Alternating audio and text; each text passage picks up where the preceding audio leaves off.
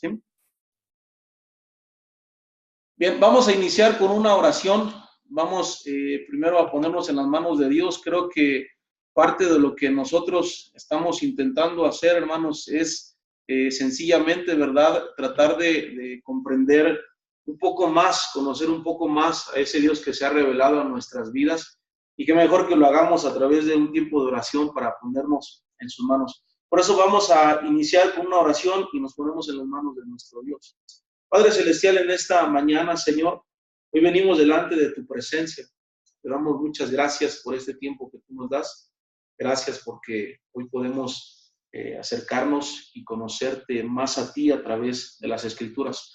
Por eso hoy disponemos este tiempo. Por favor, pon en cada uno de mis hermanos que está del otro lado del monitor, Señor, el deseo, el interés para poder aprender de tu palabra y que juntos, en unidad, podamos ser edificados en ti. Te lo pedimos y te lo rogamos en Cristo Jesús. Amén. Bien, hermanos, en esta primera semana que ya arrancamos, ¿verdad? Es importante que tengamos un cuidado muy preciso sobre las lecturas que ya se asignaron. Y posiblemente en muchos de ustedes, en más de uno, surgió la pregunta, ¿verdad? ¿Qué tiene que ver la teología bíblica con la literatura sapiencial? Y es que, hermanos, creí que es necesario poder establecer un fundamento sobre lo que va a ser la literatura sapiencial, porque de no hacerlo así, el error en el que podemos caer, hermanos, tristemente, es en interpretar la literatura sapiencial únicamente sacándolo de contexto, o por qué no decirlo, ¿verdad? Caemos en el error de interpretar la literatura sapiencial desde nuestras concepciones, desde lo que nosotros pensamos o creemos. Pero es importante, hermanos, que durante esta semana el contenido de esta unidad es fundamental para que nosotros podamos entender y para que podamos identificar, hermanos, esa información específica, ¿verdad?, que se está relacionando de manera amplia con la literatura sapiencial a la luz de una teología bíblica. Y es que la teología bíblica, hermanos, lo que nos permite es que no aísla ciertos géneros literarios, no aísla, ¿verdad?, los relatos históricos únicamente dentro de su contexto, sino que más bien la teología bíblica apela hacia el contexto de ese momento, de un Salmos, de un Eclesiastés, de un Proverbios, pero que finalmente lo que hace la teología bíblica es tratar de unir ese todo, ¿verdad?, para poder dar una aplicación práctica que esté libre de la moralidad únicamente, ya sea en nuestra enseñanza, en nuestra predicación, y que más bien, ¿verdad?, esté apelando a ese conocimiento integral de las Escrituras. Por eso, durante esta semana, las lecturas que ustedes estuvieron leyendo, ¿verdad?, denominadas ¿qué es la Biblia?, qué clase de unidad tiene la Biblia, ¿verdad?, y finalmente Cristo en todas las Escrituras. Esto, hermanos, yo decidí dárselos a ustedes porque quiero, con la ayuda de Dios, primero tratar de establecer un fundamento teológico, bíblico, sobre lo que va a ser las semanas restantes ya de nuestro curso. En nuestro estudio, hermanos, de las Escrituras, cuando nosotros nos acercamos al texto bíblico, lo primero que debemos de entender como una convicción, estimados hermanos, es que toda la Escritura es inspiración de Dios. Es decir, no hay ningún pasaje bíblico, no hay ni siquiera ni un libro que esté fuera, hermanos, de esa revelación divina.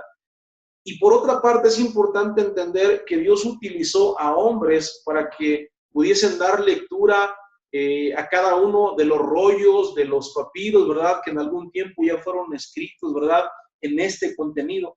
Por otra parte, también nosotros como creyentes el día de hoy entendemos que el contenido, hermanos, de toda esta revelación es uno en particular: anunciar a ese Cristo salvando a la humanidad. En nuestro acercamiento a la literatura sapiencial, hermanos, no podemos perder esto de vista. Esto es crucial. En nuestro estudio de los Salmos, en nuestro estudio de Proverbios, siempre tenemos que esforzarnos, siempre tenemos que estudiar lo necesario para no únicamente ver un consejo de moralidad, no, sino que nuestro propósito es encontrar a ese Cristo dando salvación a la humanidad. Interesantemente, hermanos, los libros sapienciales nos enseñan contundentes verdades, ¿verdad? Sobre una sabiduría que no procede del hombre y hace esa diferencia o ese paralelismo. Presenta por un lado la sabiduría humana, pero también presenta por un lado la sabiduría divina, y es que esa sabiduría divina en cada uno de los libros de la literatura sapiencial siempre está alumbrando, ¿verdad? Siempre está enfocando hacia ese plan de redención. Ahora, esta sabiduría descrita en la literatura sapiencial, de ninguna manera, hermano, hermana, es adquirida únicamente por la experiencia, ¿verdad?, humana. Nunca es adquirida, únicamente por la comprensión o el razonamiento, sino que más bien todo esto está siendo originado o está tomando como punto de partida la sabiduría de Dios, una sabiduría que es santa, la cual es aplicada, hermanos, intencionalmente a la vida del creyente en nuestros días, el día de hoy. Ante esto, hermanos, surge una pregunta. Nosotros como evangélicos, como cristianos, cuando nos acercamos a la literatura sapiencial, hermanos, debemos en primera parte entender qué es la Biblia.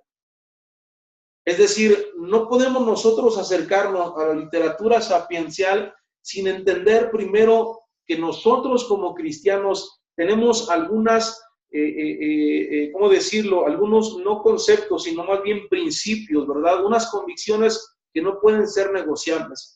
La primera de ellos es que cuando nos acercamos a la literatura sapiencial, en primer lugar entendemos que tenemos esa convicción de que la Biblia es la autoridad final para nuestra vida.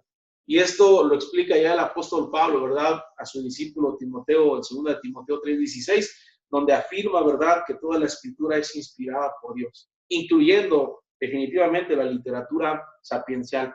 Ahora, entendemos también como cristianos, como evangélicos, que las tradiciones, ¿verdad?, y el razonamiento está subordinado siempre a la verdad de las escrituras. Cualquier interpretación que nosotros querramos hacer en base, ¿verdad?, a la tradición denominacional, a la tradición religiosa que en algún momento nosotros estemos sujetos, nunca, hermano, hermana, esto es importante que lo entendamos, nunca va a sobrepasar a la totalidad de autoridad que tienen las escrituras para nosotros. Pareciera que en muchas de las ocasiones la tradición siempre intenta ser más importante, ¿no?, que la revelación misma, ¿no? Y este es un cuidado que nosotros debemos de tener siempre en nuestro acercamiento. Por otra parte, en nuestro acercamiento a la literatura sapiencial, hermanos, creemos en la obra de gracia, que el Espíritu Santo obra, ¿verdad?, trabajando en unidad con las Escrituras. No podemos acercarnos a la literatura sapiencial únicamente en un razonamiento, sino que más bien existe una dependencia, ¿verdad?, de la gracia del Espíritu de Dios a través de las mismas Escrituras. Ahora, siendo también cristianos, siendo personas bíblicas, cada uno de nosotros como evangélicos creemos una cosa, hermanos, y es que en nuestro estudio a la literatura sapiencial se requiere una diligencia para poder comprender el mensaje bíblico real de su contenido. Para nuestro quehacer ministerial, siendo pastores, siendo líderes, siendo consejeros, vi que alguien por ahí se está desarrollando, ¿verdad?, en la consejería pastoral. Cualquier ministerio que hagamos, hermano, hermana, siempre está sujeto a una interpretación seria de las Escrituras para que podamos, ¿verdad?, cumplir con esa misión que nos encomienda.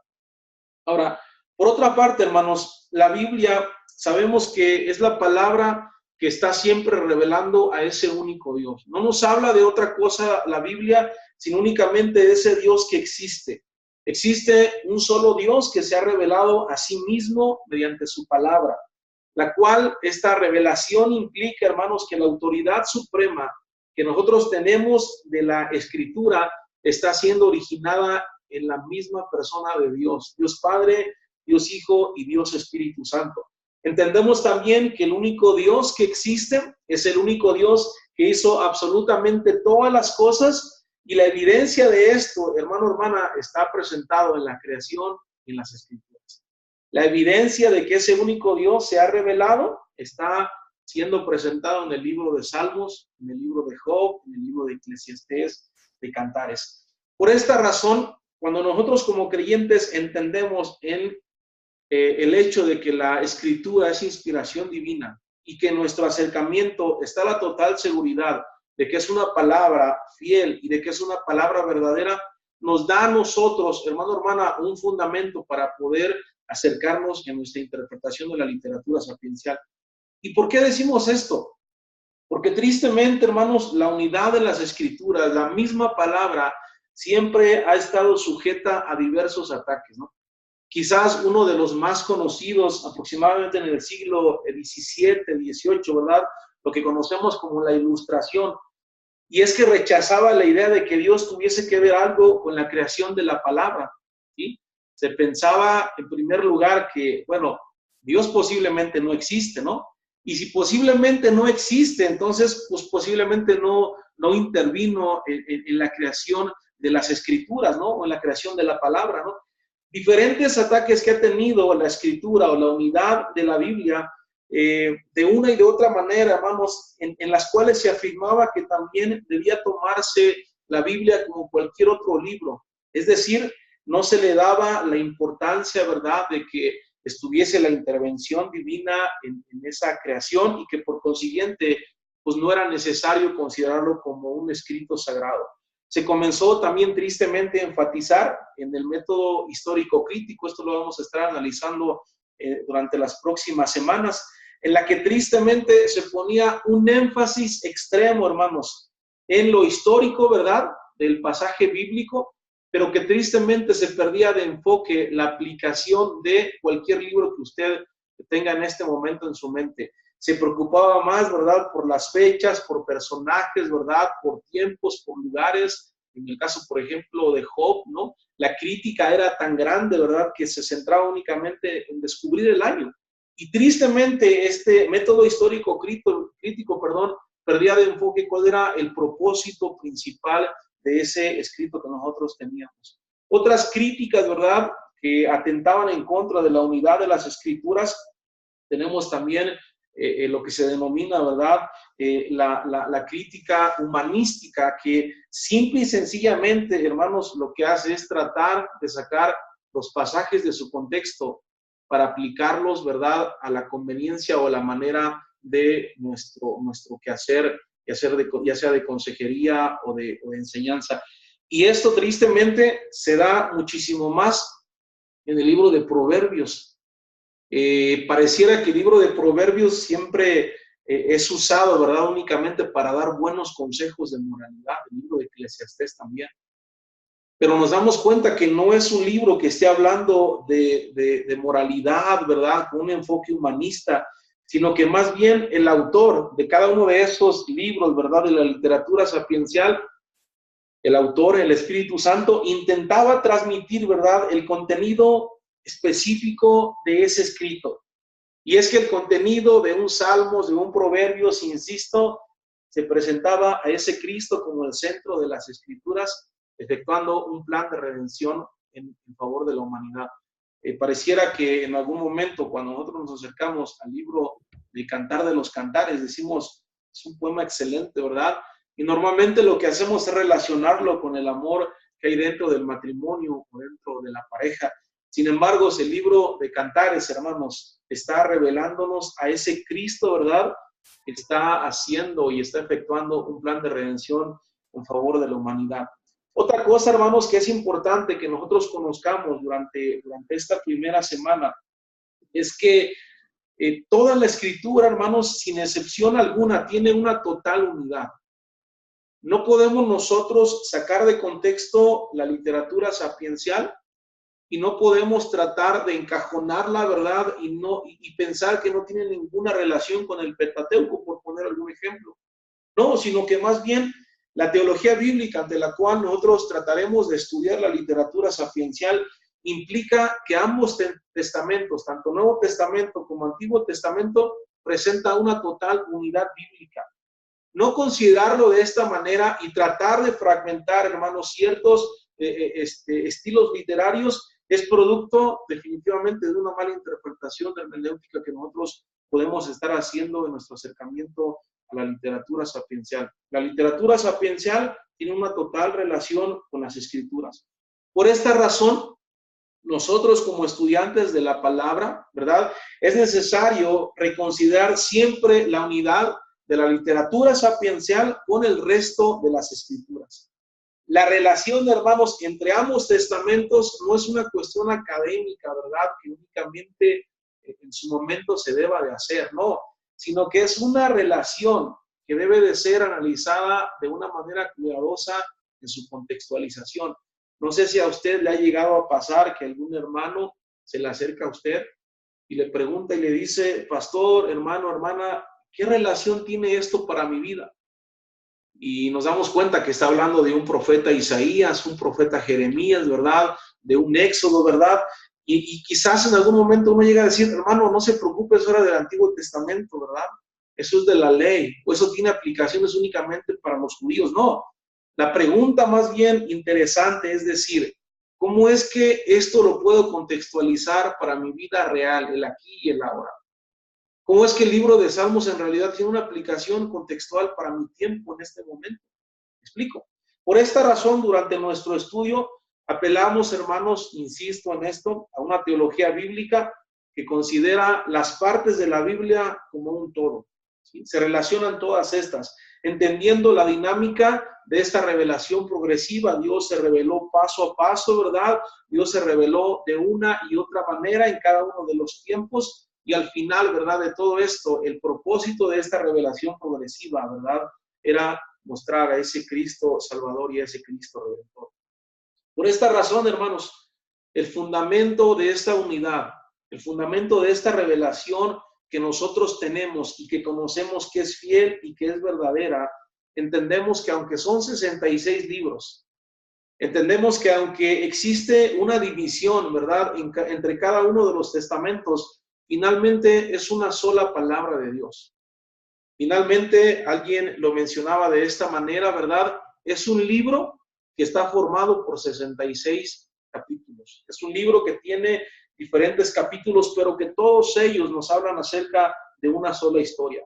No podemos, en este sentido, hermano, hermana, ocuparnos de la unidad de las escrituras sin considerar también por su parte y al mismo tiempo la cuestión de las diferentes, valga la redundancia, diferencias que hay en ella misma. Aunque es una sola palabra, aunque tiene una total y completa unidad, pero es evidente que existen algunas diferencias y esto es lo que conocemos como diferentes estilos literarios que nos hablan sobre un tema en particular. Aunque existe una unidad en las escrituras, también, hermanos, existe una distinción entre cada una de estas. Insisto, hay diversos géneros literarios que nos permiten ya comprender a la luz de una teología bíblica el contenido particular del libro de los Salmos. Ahora, esta variedad literaria, hermanos, nos habla en definitiva, ya sea poético, ya sea histórico, siempre nos va a hablar de ese Dios que se ha revelado y de ese Dios que ha actuado en favor de las naciones y en favor del mundo. Este mensaje de salvación, hermanos, este mensaje de perdón de pecados es anunciado, hermanos, de diferentes formas y de diferentes maneras, pero siempre teniendo a ese Cristo como el centro de toda la historia que nosotros estamos analizando. La interpretación para nosotros, la interpretación evangélica reconoce que aunque existen diferentes géneros literarios, hermanos, aunque existen diferentes maneras en las cuales podemos tener ese acercamiento, por ejemplo, a la literatura sapiencial o a los libros históricos, siempre entendemos que existe una cuestión que jamás va a cambiar. Cristo es el centro de todo esto. Esta revelación progresiva, hermanos, es también, podemos decir que es histórica. Es decir, aunque nosotros conocemos que Dios se comenzó a revelar desde el libro de Génesis, ¿verdad? Es una progresión histórica que tenemos hasta el día de hoy, ¿verdad? Entendemos que también esta unidad de la historia bíblica radica en tener, hermanos, es importante esto, en tener de cierta forma cada uno de nosotros un enfoque particular sobre lo que estamos analizando, que es a Cristo. Es decir, aunque existen diferentes caminos que vamos a estar estudiando, ustedes están teniendo, no sé, a lo mejor el libro el estudio de Hechos, no sé, están estudiando, no sé, por ejemplo, evangelismo, aunque existen diferentes caminos, ¿verdad? Que nosotros vamos a estar caminando, pero siempre todos ellos nos van a llevar precisamente a la persona de Cristo Jesús.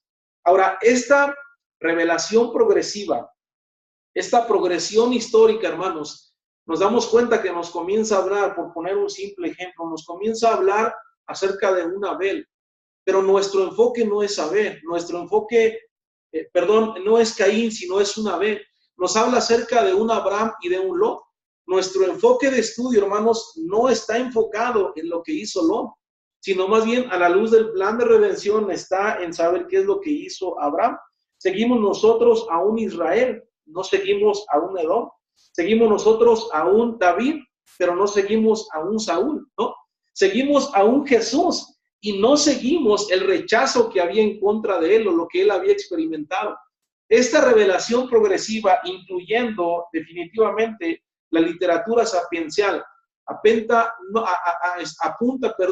a la sabiduría humana, sino más bien apunta a la sabiduría divina que le da al hombre la capacidad para poder decidir, ¿verdad?, en virtud y en respuesta de ese plan de redención. A diferencia, hermanos, del marco histórico en el que cada uno de los libros o del contenido bíblico puede estar siendo revelado, siempre entendemos que son diferentes actos, diferentes propósitos que Dios de antemano ya ha establecido, ¿verdad?, para esta revelación que en su tiempo llega a una culminación. Ahora, esta misma revelación progresiva, dentro de la unidad, ¿verdad, hermano, hermana? De esta revelación de Dios, hace un eco muy importante. Y es que tanto en el Antiguo Testamento como en el Antiguo Testamento, alguien puso este ejemplo. Es como si nosotros tuviésemos, no sé, quizás ustedes tienen ahí a la vista alguna puerta, tienen una bisagra. Esa bisagra permite que esa puerta se pueda abrir, ¿no es así? La pregunta es, para nosotros, la relación que hay entre la literatura sapiencial y la literatura ya en el Nuevo Testamento, ¿qué es lo que permite que eso se pueda unir? ¿Qué es lo que permite que eso pueda tener un puente de comunicación? Lo que permite eso es precisamente la persona de Cristo Jesús. Cristo Jesús es aquel que permite que la literatura sapiencial es el que permite que en el Nuevo Testamento pueda tener una total unidad, ¿verdad?, para nuestra interpretación. Por esta razón, la idea de la revelación progresiva es que Dios se comenzó a revelar desde el propósito, ¿verdad?, de la creación, desde el inicio. Dios queriendo salvar a la humanidad. En cierto sentido decimos que aunque esta revelación, hermanos, inició en el Génesis, esta revelación progresiva no terminó en Proverbios, no terminó en Salmos, no terminó en Cantares, sino que esta revelación maravillosamente, hermanos, se aproxima hacia su cumplimiento. ¿Y cuándo es eso? Cuando usted y yo, en la gracia de nuestro Señor Jesucristo, le podamos ver cara a cara a nuestro Dios. En ese momento se cierra y se termina esta revelación que en este momento nosotros estamos siendo testigos.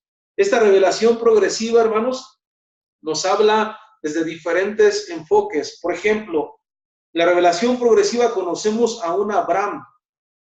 Y un Abraham sabía lo que ya había vivido un Noé. ¿Sí? Recordemos que primero fue Noé, Dios le dio la encomienda de construir un arca y posteriormente Abraham ya tenía el conocimiento de lo que había hecho. Posteriormente se nos habla de un Moisés y este Moisés sabía muchísimo más que Abraham. Abraham ya había dejado de existir. Se nos habla de un David y David sabía ya de Noé, David sabía de Abraham y David sabía también de Moisés. Pasa el tiempo, ¿verdad? Y esta revelación progresiva nos dice que existe Ezequiel. Ezequiel sabía más que David, sabía más que Abraham, sabía más que Moisés, sabía más que cada uno de ellos. Pero el apóstol Pablo tiene una perspectiva muchísimo mayor. Sabía de Abraham, sabía de Isaac, sabía de cada uno de los profetas, ¿verdad? Sabía del mismo Moisés. Y esta revelación progresiva en nuestro acercamiento bíblico, teológico, ¿verdad? Es lo que permite hacer. Ahora nosotros tenemos el conocimiento de que lo que vivió un apóstol Pablo, ahora nosotros lo conocemos ya con exactitud a través de esta revelación. Lo que vivió un hombre llamado Job, un salmista, David, ¿verdad? cada uno de nosotros lo conoce de manera precisa en esta revelación progresiva que ya nosotros tenemos. Por esta razón, hermanos, en nuestro acercamiento a la literatura sapiencial, es importante que comprendamos algo. No intentamos descubrir algo que no se haya descubierto ya. No intentamos profundizar en un estilo poético más de lo que ya el mismo texto bíblico ha profundizado. En nuestro acercamiento a la literatura sapiencial, nosotros tenemos, ¿verdad?, la seguridad y la convicción de que ese Dios se ha revelado a nosotros y de que hablar de un Job tiene un mensaje, hermano, hermana, relevante para nosotros el día de hoy. De que hablar de un Cantares tiene aplicaciones prácticas de vida, de cristianismo en nosotros. Hablar del libro de Proverbios, hermanos, no está hablando únicamente de una sabiduría carnal o terrenal, no, está hablando de una sabiduría que bien es necesario que se aplique a nuestra vida como creyentes el día de hoy.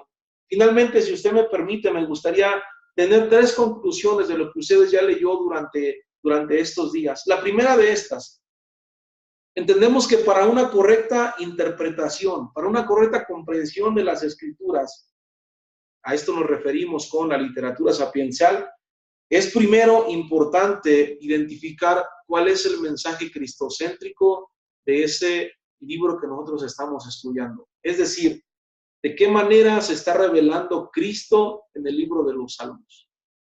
De qué manera en el libro de Eclesiastés aparece Cristo en ese plan de redención. Primera conclusión. Segunda conclusión, el contenido de las enseñanzas bíblicas, hermanos, no está limitado a principios de moralidad.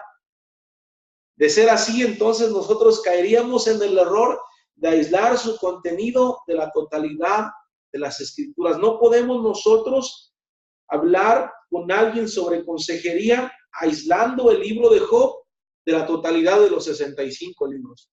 Porque hacerlo así, hacerlo de esta manera, estaríamos sacando de contexto, ¿verdad?, ese libro de Job y su aplicación práctica para nosotros en este tiempo. Finalmente, toda reflexión y todo conocimiento bíblico debe de ser considerado ¿a qué?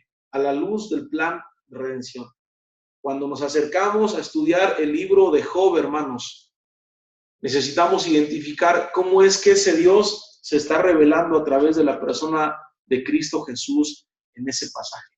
Así es de que yo les invito y les animo para que durante las próximas semanas que estaremos estudiando tengamos esto en mente. Nos acercamos al libro de Job desde una teología bíblica, no únicamente desde una perspectiva crítica histórica, no. Nos acercamos al libro de Job, sí, estudiando su contexto, pero también a la luz de todas las Escrituras, intentando ver cuál es el mensaje que tiene para nosotros el día de hoy. Así que, si me permite, vamos a terminar este tiempo con una oración y estaremos ya terminando también la sesión. Padre Celestial, en esta hora hoy te damos muchísimas gracias por este tiempo que nos has permitido pasar. Padre, gracias porque lo que en este momento hemos intentado, Señor Dios, hacer durante esta semana, durante esta exposición, es establecer ese fundamento sobre el cual nosotros nos acercamos a tu palabra. Señor, ayúdanos para que nuestro acercamiento esté libre de, Señor Dios, de la moralidad, esté libre de aquella predisposición que nosotros podemos tener, sino que más bien, Señor Dios, sea tu misma palabra, dándonos el fundamento, Señor, para acercarnos a esta materia que vamos a estar estudiando en próximas semanas. Ayúdanos, Señor, reconocemos que te necesitamos y dependemos de tu Espíritu Santo, Señor Dios, para poder conocerte y comprenderte más a ti a través de las Escrituras. En Cristo Jesús te lo suplicamos, Señor Dios.